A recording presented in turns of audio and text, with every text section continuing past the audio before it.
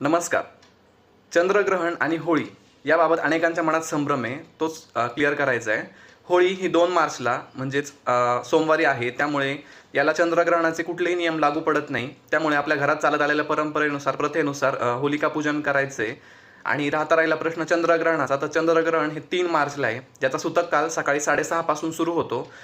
ग्रहणाचा मुख्य काळ हा दुपारी 3:30 ते सायंकाळी 6:50 आहे.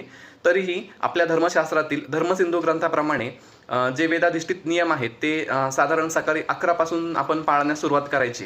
आता नियम म्हणजे काय, तर गर्भवती स्त्रिया असतील, लहान मुले असतील, घरातील वृद्ध व्यक्ती असतील, यांनी तब्येतीची काळजी घ्यायची आहे.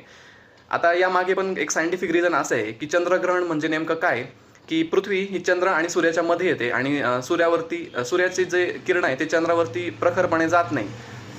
त्यामुळेच इथे लहरींचा थोडासा प्रभाव होतो. ज्या हार्मफुल रेज असतात ते तिथं क्रिएट होतात आणि त्यामुळेच इम्युनिटी पॉवर कमी असलेल्या व्यक्तींसाठी हे त्रासदायक असू शकतं. त्यामुळे चंद्रग्रहणात किंवा सूर्यग्रहणात आपण काही नियम फॉलो करायला सांगतो. ऑब्व्हियसली आपल्या पूर्वजांनी याचा अभ्यास केलेला होता आणि त्यामुळेच काहीतरी लॉजिकल थिंकिंगमुळेच ही नियमावली घालून दिली आहे. त्यामुळे सकाळी 11 पासून ते संध्याकाळी 6:50 आपल्याला हे नियम पाळायचे आहेत. आणि संध्याकाळी 6:50 देखील काही काळ आपण घरातच थांबायचं आहे आणि जमल्यास शक्यतो चंद्रग्रहणाच्या दिवशी संध्याकाळी घराच्या बाहेर जाणं, बाहेर खाणं टाळावं. सोबतच आपल्या घरातील ज्या काही खाण्याच्या वस्तू असतील त्यामध्ये तुळशीपत्र अवश्य टाका. छोटा उपाय मोठा बदल नक्की ट्राय करा आणि राजमंगल वास्तू या पेजला फॉलो करा. धन्यवाद.